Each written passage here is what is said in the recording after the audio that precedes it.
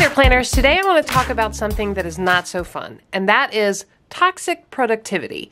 When our desire to be productive and get things done crosses over the line from healthy to harmful, I want to talk about how we can evaluate if we're there and what we can do about it. So go grab your planners and let's get planning.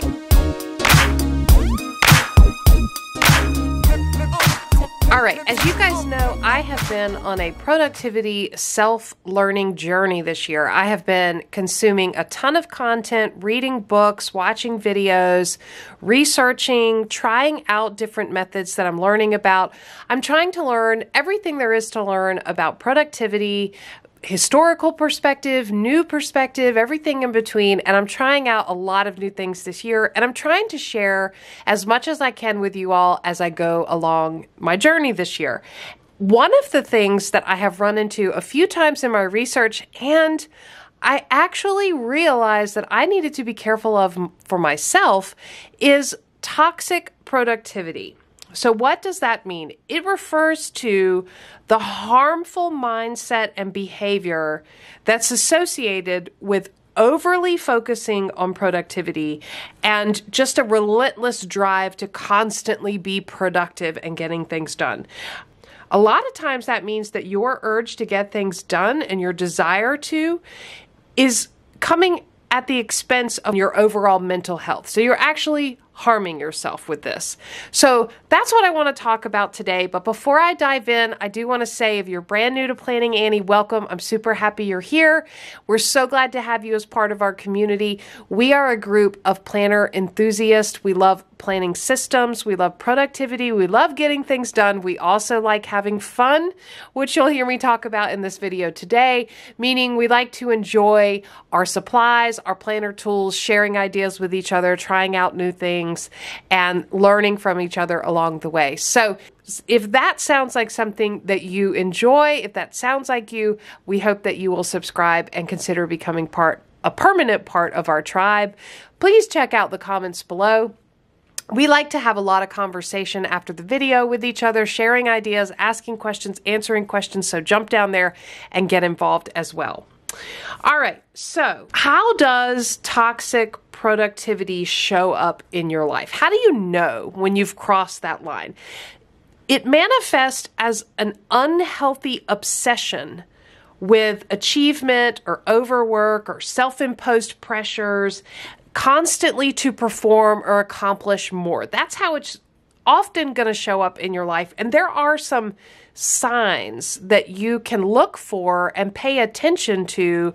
If you see these happening in your own life or you're feeling these effects, then you may have already crossed over into the line, meaning that you have crossed the line from healthy planning system, productivity, getting things done, to unhealthy, where it's actually harming you.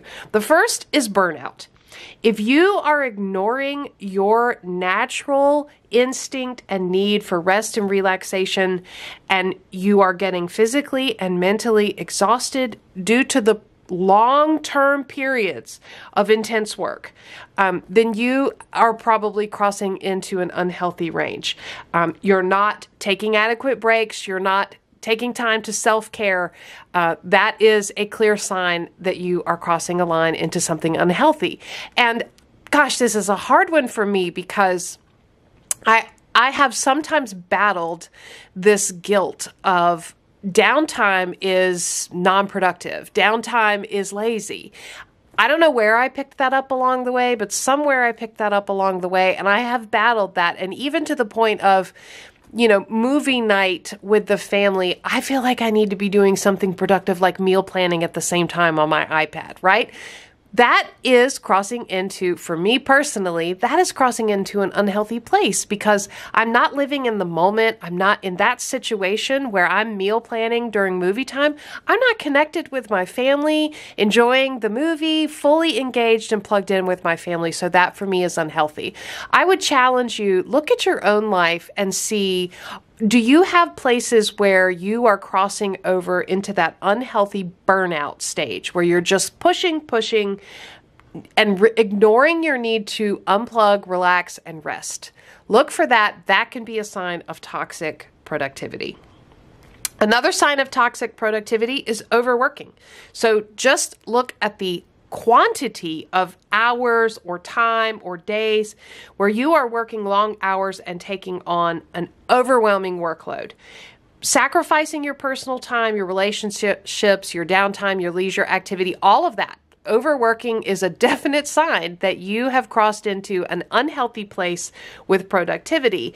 And you really have to step back and look over time, how does this time period compare to previous time periods, and how do you feel about that?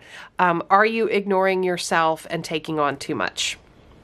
Another clear sign is you are neglecting self-care. So you're ignoring your physical, your emotional needs, such as nutrition and exercise and sleep and relaxation, doing nothing. And you're ignoring those in favor of continuously accomplishing things or working or being productive.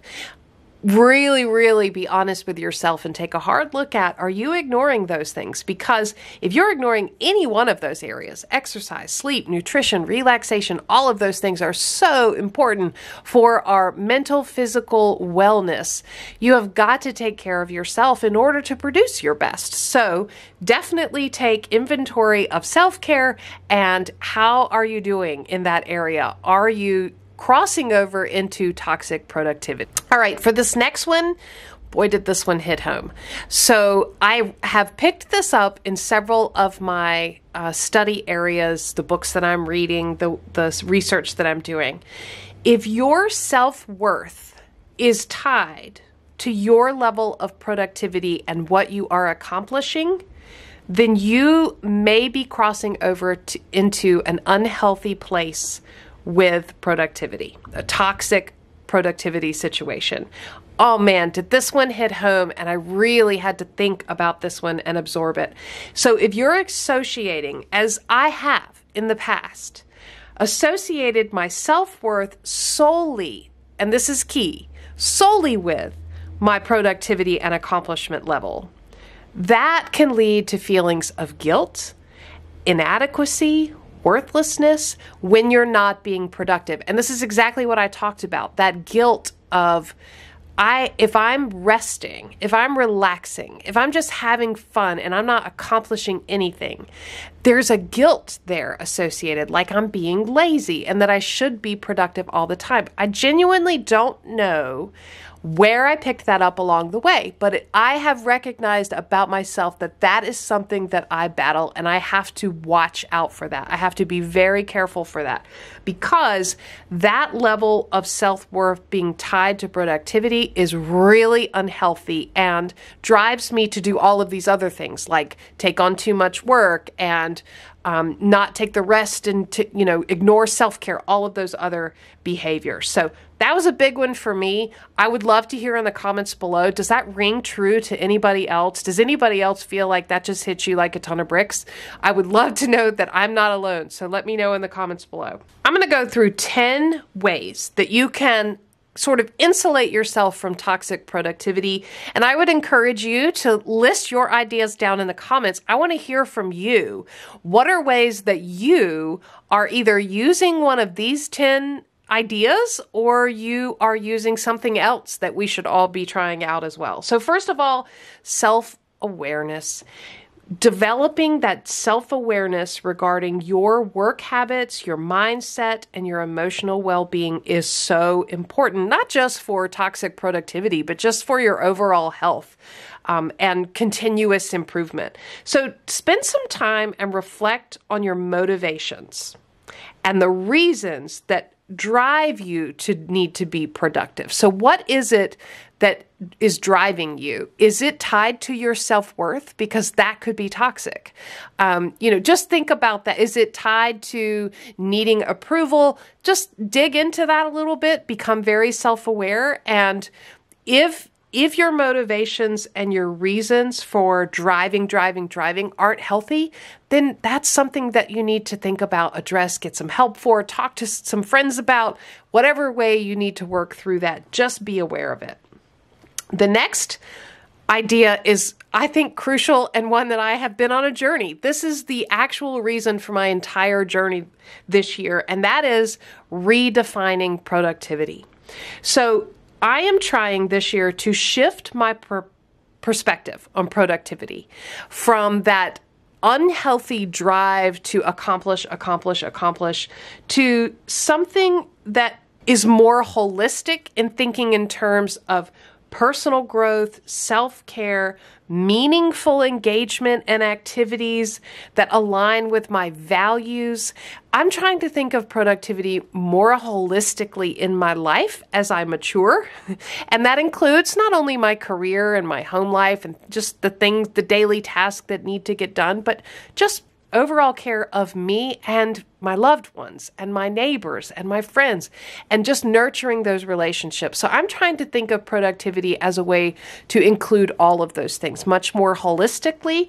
So redefining productivity may be a really healthy step to help you avoid toxic productivity.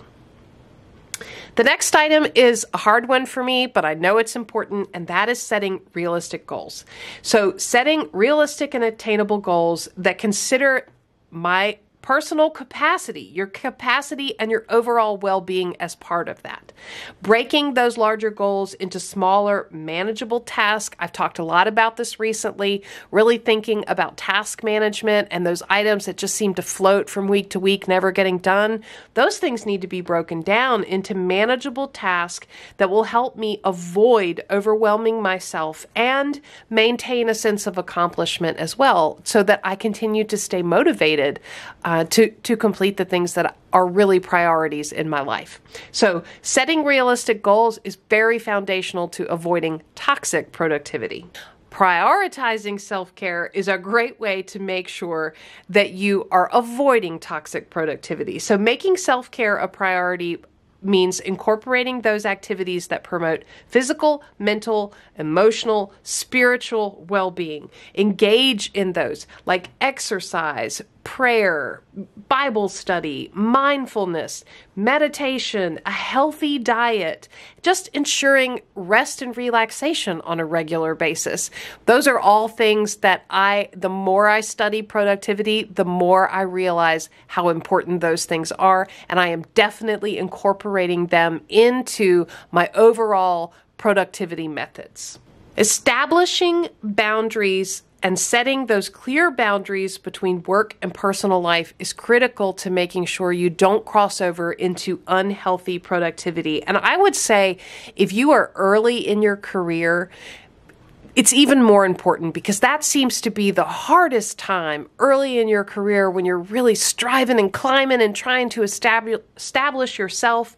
That's when it's really hard to set those boundaries, and you can cross over into an unhealthy space. So I would say look for people around you who maybe have a bit more experience in their career who have set those healthy boundaries. So look for those people in your life who are demonstrating healthy boundaries. And if you are a leader and you are more successful, more mature, further along in your career, set the example of healthy boundaries between work and personal life.